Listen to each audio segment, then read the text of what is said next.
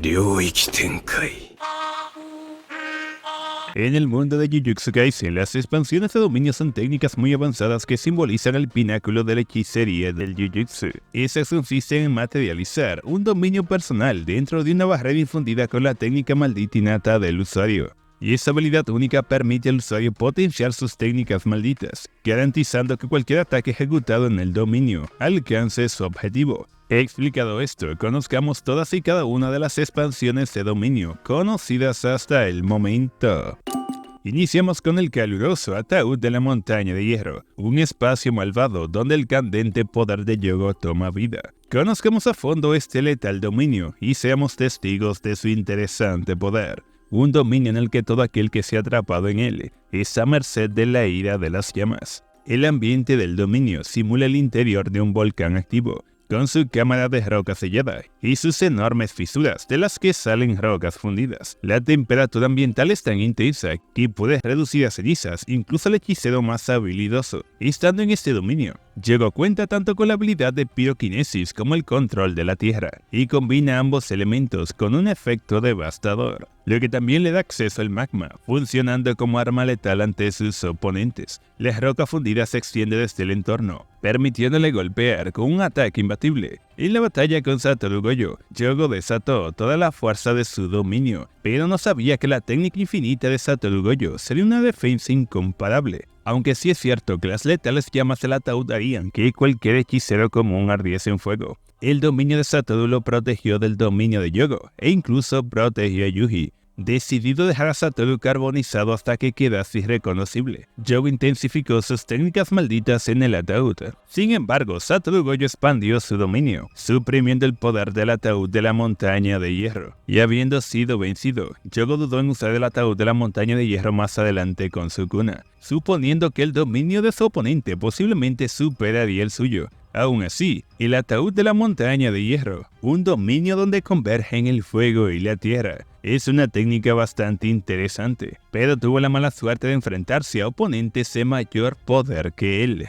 El vacío ilimitado es la expansión de dominio de Satoru Gojo, y una vez atrapado en el vacío ilimitado, el objetivo es inundado con información interminable, dejándolo inmóvil e indefenso. Es algo así como un estado paradójico, percibiendo simultáneamente todo y nada, y sus acciones pasadas continúan sucediendo en un bucle sin fin, y el peso de este fenómeno se convierte en una carga insuperable que lo conduce lentamente a la muerte. Esa completa incapacitación experimentada en el vacío ilimitado es un testimonio de su increíble poder. El mismo Nanami se refirió a él como una victoria casi garantizada, una vez que su objetivo es afectado. Yogo, víctima del vacío ilimitado, quedó en estado de shock, con el cuerpo congelado y la mente abrumada por el incesante torrente de información. La ironía se mezclaba con su impotencia, ya que poseía todo lo que estaba a su alcance, y sin embargo fue totalmente incapaz de ejecutar acción alguna. Es decir, el vacío ilimitado forza las acciones infinitamente.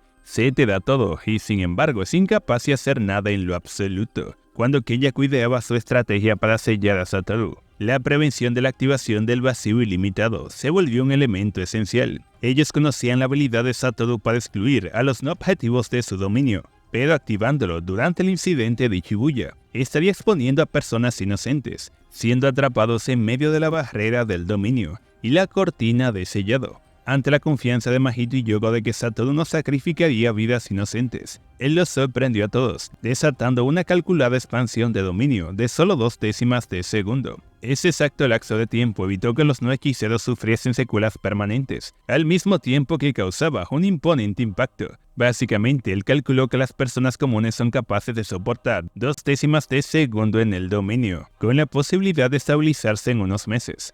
La sobrecarga de información que habían experimentado fue equivalente a la de medio año, dejándolos a todos inconscientes pero de pie. Y durante su pelea con Sukuna, se han desvelado algunos detalles más de este dominio.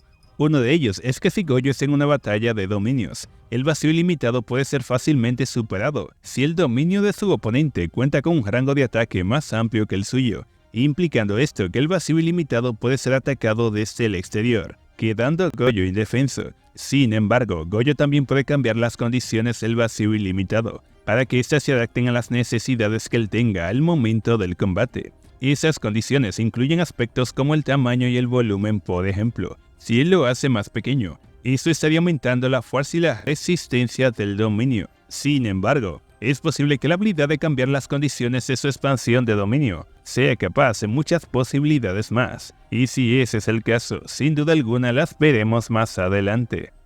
Seguimos con la maldad misma del Santuario Malévolo, un dominio que encarna lo desquiciado y malvado. Dentro de ese infausto santuario, Sukuna ejerce un poder que desata implacables ataques cortantes a todo lo que está en su alcance. A medida que el dominio se expande, Sukuna puede personalizar su alcance efectivo, que originalmente llega a unos impresionantes 200 metros. Por lo tanto, nadie está a salvo de su ira. El Santuario Malévolo presenta algunas características horripilantes: la retorcida estructura del santuario, con cuernos y calaveras, y las imponentes bocas que funcionan como acceso principal. Haciendo honor a su nombre, el Santuario Malévolo luce como un santuario budista desfigurado, consagrado para exaltar a un demonio. Las aguas turbias y las calaveras en forma de toro aumentan su aspecto ominoso. Una vez que el Santuario Malévolo se apodera de su víctima, desata implacables ataques cortantes a sus objetivos. Y cuando este dominio está activo, Sukuna dispone de dos tipos de técnicas: división y desmantelamiento. Los sujetos malditos que poseen energía son hendidos, en tanto que los objetos inanimados son desmantelados y despedazados sin piedad.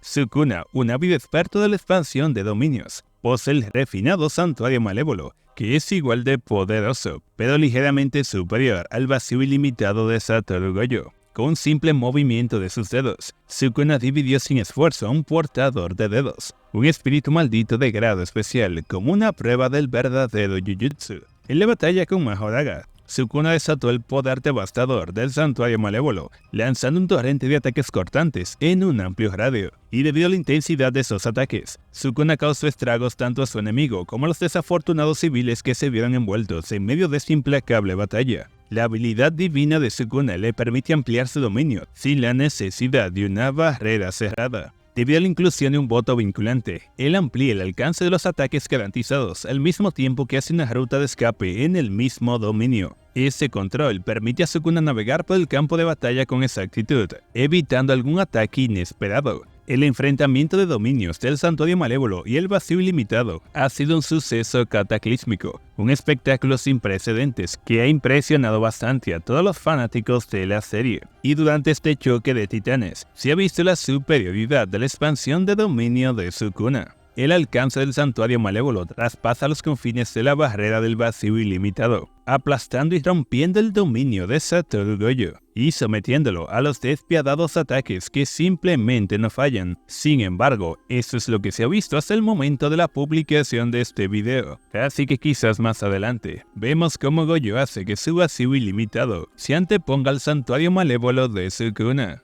Seguimos con el encanto del horizonte del Skandha cautivador, la expansión de dominio de Dagon. Esa expansión de dominio parece como una playa tropical, con palmeras que se mecen con la suave brisa y el pacífico sonido del choque de las olas en la orilla. Dagon es un experto en la manipulación del agua y mediante su dominio, él desata el poder del mismísimo océano. Con un solo sello, Dagon invoca un paraíso tropical, con un abundante bosque de palmeras y un océano que se extiende hacia el horizonte. Sin embargo, ese aparente manso dominio esconde una multitud de riesgos y amenazas. Estando en el horizonte del Skandha cautivador, Dagon toma ventaja del poder del agua, manipulando libremente inmensas cantidades a voluntad. Pero eso no es todo. A Dagon también lo acompañan varias docenas de Shikigamis en forma de pez, los cuales están listos para pelear por él. Los Shikigamis a los que Dagon les da vida poseen una habilidad única que el mismo dominio les da, una técnica de ataque garantizado. Una vez apuntados,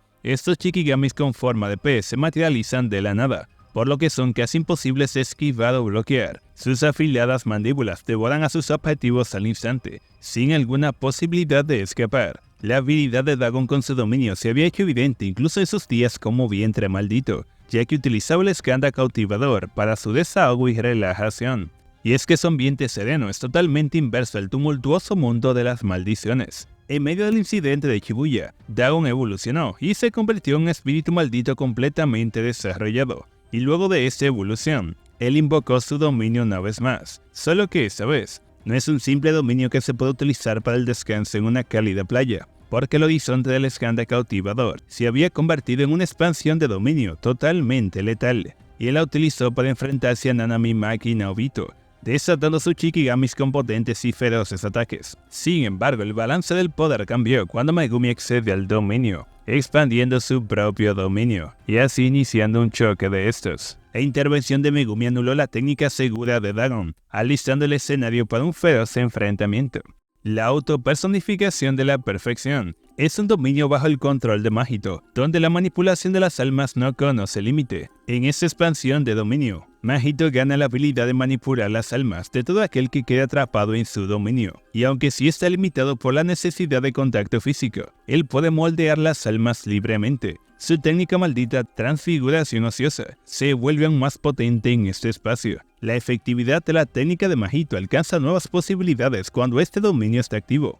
Con cada golpe, Mahito tiene garantizado un impacto directo en el alma del objetivo, pasando por alto todo tipo de defensa o resistencia. Es como si tuviese la esencia misma de sus víctimas en la palma de la mano. A los ojos de Nanami, la autopersonificación de la perfección, junto con el vacío ilimitado de Satoru Gojo, es un camino casi asegurado hacia la victoria de quienes las ejecutan, lo que significa que el poder del dominio y manipulación de las almas le dan a Mahito una ventaja sin igual. Sin embargo, todo poder tiene sus inconvenientes. Una de esas limitaciones es la necesidad de Mahito de tocar físicamente las almas, aun estando en su dominio. Eso se vio como una evidente desventaja cuando Yuji, accediendo desde el exterior, expuso a Mahito al alma de Sukuna por segunda vez, provocando ese un furioso y devastador ataque. El inicio de la autopersonificación de la perfección llegó durante la feroz batalla de Mahito con Nanami Yuji, donde estando a las puertas de la muerte, él halló el catalizador de su transformación,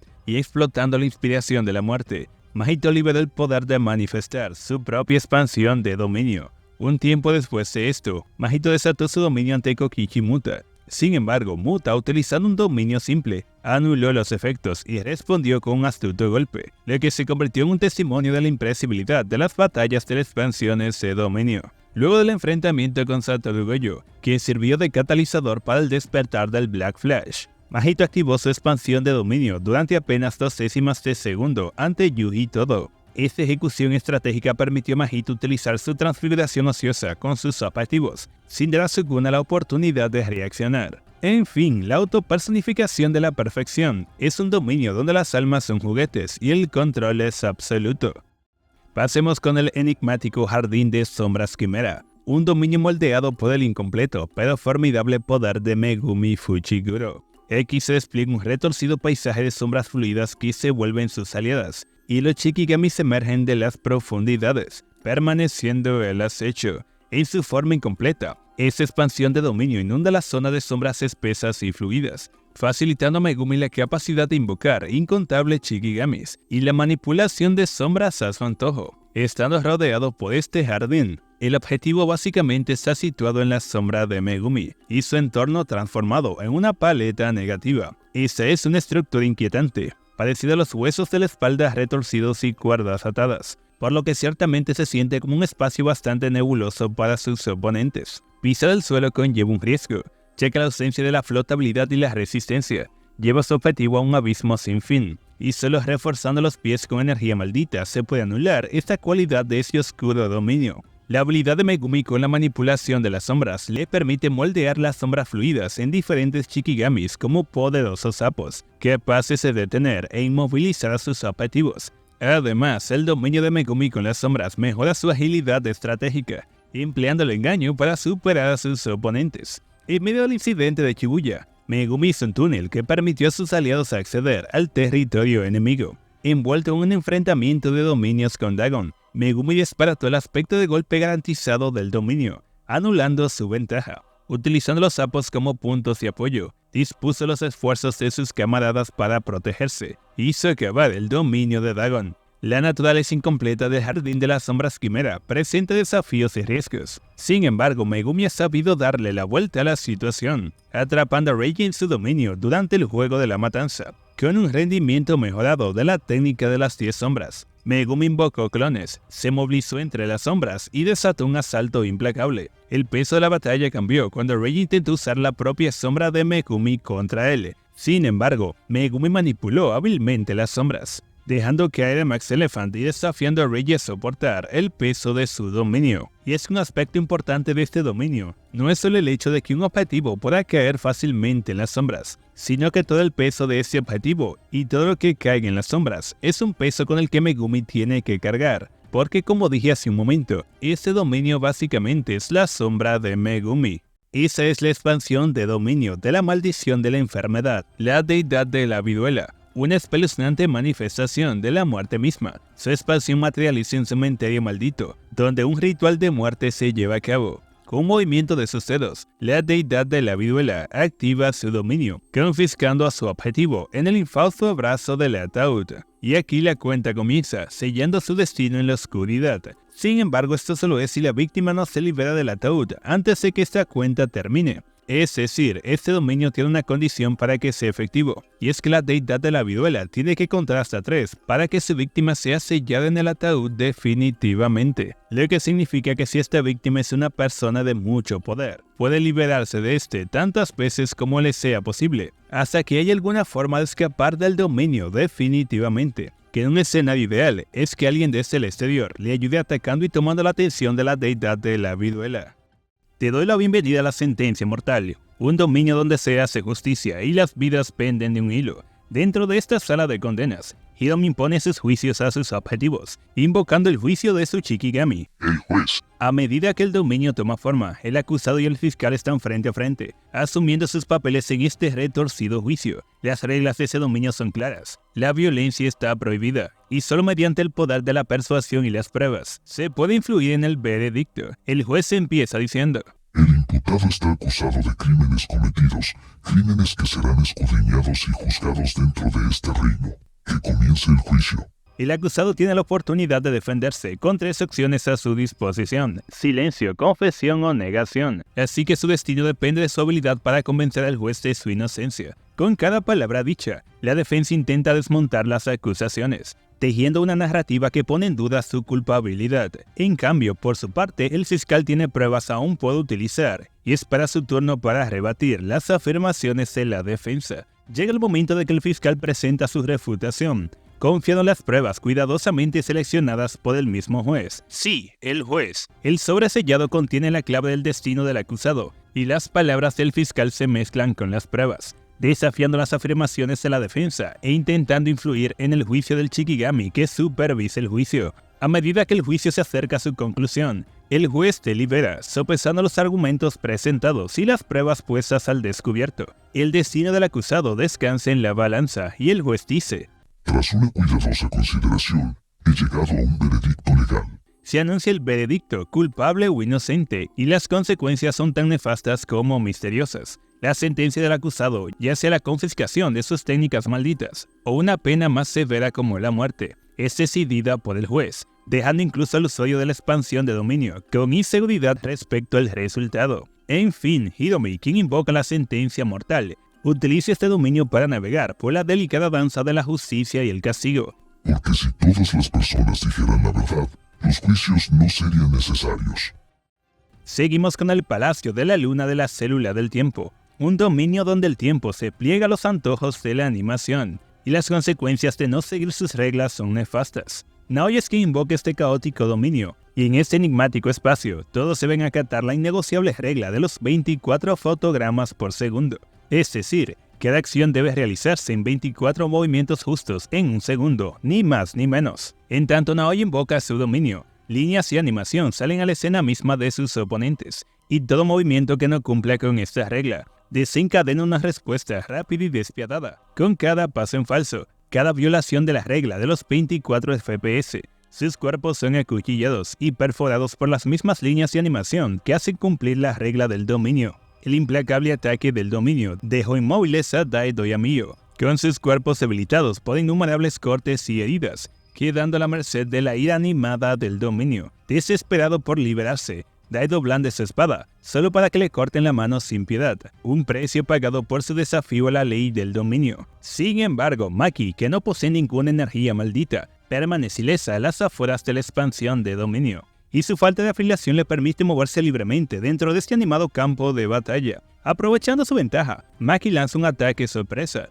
despachando rápidamente a Naoya y poniendo fin a su reinado dentro del Palacio de la Luna de la Célula del Tiempo. Es decir, una persona sin energía maldita como Maki es el talón de Aquiles para un dominio como el de Naoya. En un mundo de maldiciones y Jujutsu, donde las batallas se llevan a cabo con habilidades sobrenaturales, existe una expansión de dominio sin igual, la apuesta de la muerte ociosa, un dominio con temática de pachinko, donde las apuestas son altas y la suerte lo es todo. Y con esto te presento a Hakari, un hechicero con un poder único y el dueño de esta única expansión de dominio. En este dominio, el objetivo de Hakari es conseguir el premio mayor, desbloqueando un poder inigualable y volviéndose imparable. El dominio en sí es una representación fiel de una máquina de pachinko real, completa con símbolos de colores y luces intermitentes. A medida que el juego avanza, todos los participantes son llevados a un espectáculo del juego del tren privado del amor. Estando aquí, los oponentes de Hakari deben respetar las reglas del juego o enfrentarse a graves consecuencias. Con exactitud y sincronización, Hakari obliga a sus oponentes a acatarse a las reglas, manipulando cada uno de sus movimientos en el dominio. Indicadores como puertas de persiana, bolas de reserva y efectos consecutivos juegan un papel bastante importante en el juego, representando estrategias ofensivas y defensivas para Hakari. Cada indicador simboliza una oportunidad de ganar el premio mayor, con el objetivo final de conseguir 3 símbolos decorados con los personajes del tren privado del amor. Los oponentes de Hakari pronto se dan cuenta de que su destino está sellado en el dominio del juego de la muerte de ociosa. Los oponentes de Hakari pronto se dan cuenta de que su destino está sellado en el dominio del juego de la muerte ociosa, y los diferentes escenarios a los que acceden determinan sus posibilidades de ganar el premio mayor, desde la carta de tránsito de baja probabilidad hasta el fin del tren de alta probabilidad. La tensión aumenta a medida que el escenario se transforma, y no se puede subestimar el poder de conseguir el premio mayor. Cuando Hakari alcanza esa hazaña, el dominio se disipa, y un icónico tema musical empieza a sonar, con energía maldita limitada corriendo por sus venas. Hakari se vuelve prácticamente invencible durante 4 minutos y 11 segundos. La bonificación de energía maldita ilimitada le da a Hakari una durabilidad increíble, curación rápida y una técnica maldita inversa totalmente automática. A medida que el tema musical alcanza su tono más alto, los oponentes de Hakari se ven en una batalla que no pueden ganar. Con cada bono que él consigue, la energía maldita de Hakari se renueva, permitiéndole invocar el dominio repentinamente, enviando a sus oponentes a una interminable espiral de destino. Y así este ciclo continúa repitiéndose hasta que Hakari acaba con su oponente, o su oponente entiende las reglas del juego y se adapta a las condiciones en las que Hakari está peleando, estando en el dominio. Esa es la forma más sencilla que tengo de explicar este dominio, ya que es más difícil que un examen de cálculo diferencial. Pero si sigues sin entender, no te preocupes que no estás solo. Y si acaso tienes una explicación aún más sencilla, te invito a que la compartas en los comentarios. Continuamos con la profusión de vientres. La expansión de dominio de Kenjaku. Ese poderoso dominio adopta la forma de un imponente pilar de espíritus malditos, listo para desatar un devastador ataque. Cuando se expande, este dominio se transforma en una estructura parecida a un tótem de pesadillas, con sus espantosas facciones contorsionadas en agonía, y todo aquel que queda atrapado en ese dominio se convierte en el blanco de su imparable efecto. En la intensa batalla de Yuki Tsukumi y Kenjaku, ese último toma la iniciativa y se aprovecha de la vacilación momentánea de Yuki, de inmediato activando su expansión de dominio. El dominio de Kenjaku es una fuerza formidable, desmantelando rápidamente el dominio simple de Yuki, dejándole indefensa ante el inminente ataque del dominio de Kenjaku. Incluso Tengen, un experto de los dominios, entiende que es un fuerte desafío desmantelar el dominio de Kenjaku, ya que la falta de una capa exterior definida en el dominio de Kenjaku lo vuelve un obstáculo bastante importante. Y entonces, con una imponente onda expansiva, el golpe garantizado de la propulsión de vientres golpea a Yuki, infligiéndole letales heridas. La verdadera naturaleza de este ataque explosivo sigue siendo un misterio, pero su fuerza destructiva es innegable. Aún así, pese a este devastador ataque, Tengen no se rinde, desmantelando rápidamente el dominio de Kenjaku. Aún quedan varios detalles importantes que posiblemente se estarán desvelando más adelante en el manga, pero por el momento ya sabemos que esa expansión de dominio comparte una característica importante con la de Sukuna, y es que aparentemente esa no cuenta con un espacio cerrado en el que su rango de efecto esté limitado. Afición triple. Es la expansión de dominio de Yorozu, y esta luce como apéndices en forma de hongos que flotan en un espacio vacío. Como toda expansión de dominio, se supone que esta garantiza que los ataques de Yorusu alcancen sus objetivos. Sin embargo, Sukuna no le dio la oportunidad de que utilizase su poder, porque acabó con ella justo después que invocó su dominio. Takako, Yuta y Ryu poseen la capacidad de invocar sus expansiones de dominios, pero se desconocen los detalles de sus dominios innatos y sus ataques de golpe garantizado, porque cuando ellos los invocaron al mismo tiempo, la barrera de cada uno se deshizo, antes de que alguno de sus dominios se completase. La expansión de dominio de Hanami se llama Luz Marítima Ceremonial, pero se desconocen los detalles de su dominio innato, porque cuando Hanami intentó expandir su dominio durante su pelea con Yuji Todo, él fue interrumpido cuando se disipó la cortina que mantenía alejado a Goyo. Luego él fue finalmente exorcizado, y con él se fue su expansión de dominio. En el caso de Yuki Tsukumo, aunque tampoco se vio, ella también contaba con una expansión de dominio. Ante la inminente pelea con Kenjaku, ella y Tengen habían hablado de la posibilidad de que ella utilizase su expansión de dominio en esta pelea. Sin embargo, para evitar el desgaste de la técnica maldita después de la expansión de dominio, Tengen convenció a Yuki para que utilizase un dominio simple, y debido a esta decisión, tampoco vimos este dominio. Y con esto me gustaría saber tu opinión. ¿Cuál de estos dominios te ha llamado más la atención? Y de los desconocidos, ¿tienes alguna idea de cómo pudo haber sido alguno de ellos? ¿O cuáles hubiesen sido sus características? Si tienes algo en mente, vamos, anímate, que te estoy leyendo.